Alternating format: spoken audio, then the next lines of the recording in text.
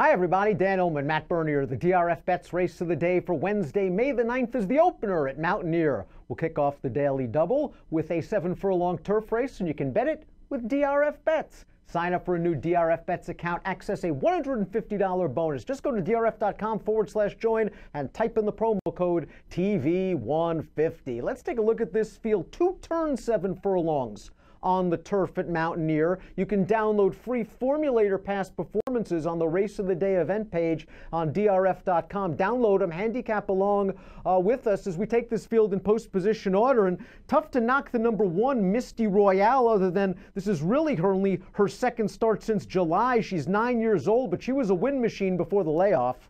Rock solid. You see what she's done on turf in her career, 13 for 45. She likes the Mountaineer turf course, 5 of 11.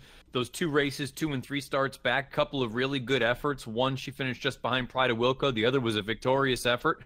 I agree with you. I mean, it's kind of hard to knock what she's done. The concern is she's going to be making her second start since July of last year. And at 9 years old, how much is left in the tank? Also, it seemed like she lost her tactical speed 2 and 3 starts back. Now, there were some fast paces that she had to deal with, and that might not be the situation in Wednesday's race of the day. But are you concerned that maybe she falls a little bit too far back in the early portion of the race?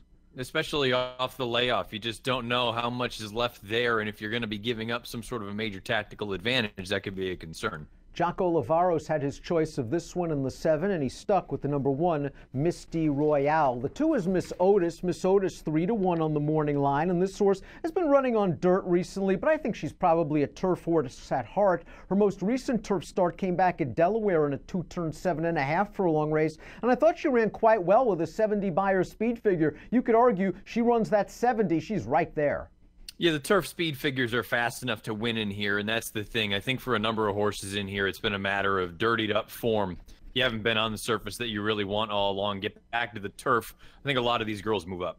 Trainer Jay Bernardini entered 2 in here. He had Barbara run the jockey on both. He sticks with the 2, Miss Otis, making her second start of the year. The number 3 is a Freddie Zapper, and let's take a Freddie Zapper's most recent race perhaps with a grain of salt. It appears she was in pretty tough. She showed some speed that day against a horse, Princess Palomar, that's come back to hit the board in her subsequent 4 outings, all on dirt, however, but a solid enough filly. I think she fits very well from this class perspective. She could be close to the pace. She just needs a Beyer boost. Yeah, she just needs to move up as far as the speed figure is concerned. A career best number is 63. That's not going to get it done against these girls. But again, the tactical ability, that could go a long way. 10-pound bug could come in handy if she's able to get out to an early lead and try to slow this pace down. The 4 is Forever Plus. Now, we have not seen Forever Plus since January 16th, 2017, when it looked like she was on quite a roll. She had won 3 straight turf starts, and then she disappeared. And a good horse doesn't go away for nothing, so you had to figure that this horse had some sort of physical problems. She was a $4,000 RNA at the Keeneland November 2017 sale. She's back for a new barn. She's entered for 15 here. I have no idea what we get off the long layoff. I agree with that, but she is sort of, I guess if I wanted to take a wild sort of stab with a horse that could be a decent number, if you believe the 10-1 morning line, it would be her, because we know if she gets back to what she was doing in those last 2 starts before the long layoff, she can certainly win in here. I just have no idea what you're going to get off a year-plus layoff. She has won 4 of 6 on turf. You just got to deal with the benching. The 5 is Decola's Cowgirl. Again, throw out her last couple of races. In too tough on dirt at Charlestown. In way too tough at 70-1 at Laurel on November the 18th. Her race at Mountaineer, 4 starts back on the turf. Well, she was beaten by a Freddie Zapper with only a 52 Beyer. I'm just not sure how much improvement we can expect from a 6-year-old mare that's only 3 for 34 lifetime. She's just too slow in here, and maybe getting to the turf is going to be beneficial for her, but you see she's 1 for 4 lifetime on it. I have a hard time imagining her moving up enough to get the job done and having all of the best girls in here fall back enough for them to really kind of allow her to run as well as she can. The 6 Mellow Kisses has done some good work on the Mountaineer turf course. Lifetime, she's won 12 of 62 starts. She's a real hard-hitting 8-year-old, and she has a recency advantage over several horses in this field, having campaigned on dirt at Mahoning Valley and over the Polytrack at Turfway in 3 starts this year. I thought her last race at Turfway was okay. She was down towards the inside. The trip was working out. I'm just not sure she really wanted to go through that tight hole in mid-stretch. It was a good, solid effort that could have her legged up for this stretch out on turf. She reminds me a little bit of the Inside Horse, Yeah. where, I mean, just an honest racehorse, shows up and runs 12 of 62 lifetime. More often than not, you're going to get a good enough effort. The question is, going back to the turf now, the synthetic form 4 of 14 overall in those recent races, got the recency, but they haven't been spectacular. And you brought up sort of not wanting to go through there, only behind by a head at the second call, or second to last call there, and then giving up ground late. From a time form standpoint, she fits really well against these. She does have also an advantage of tactical speed, as we see from our Timeform US pace projector. She's expected to be right up there, and Timeform US has a blue bar. They expect this race to favor horses on or near the early lead, and she is close to the expected early leader, the number 7, Include the Best. Now, Include the Best is going to be trying turf for the first time, and when I look at this pedigree, I see mostly dirt. Yeah, I agree with you, and I kind of feel like there's a reason that this horse has been on dirt all along. If she could run on turf, they probably would have tried it at some point. It's worth noting they tried 2 times back in middle of summer last year at Penn National to get her onto the turf.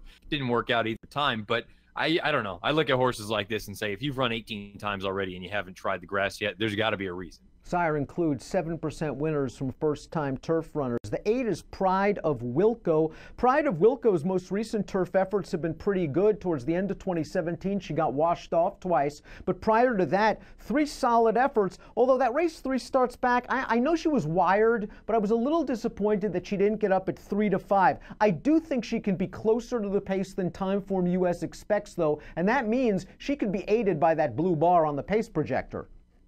If you can imagine her being close to the pace, that could be beneficial, obviously. I wonder if she's sort of the other Bernardini in here. I'm Jay Bernardini, not Bernardini, sire, just simply because the other horse, the 2, is going to take probably some more money.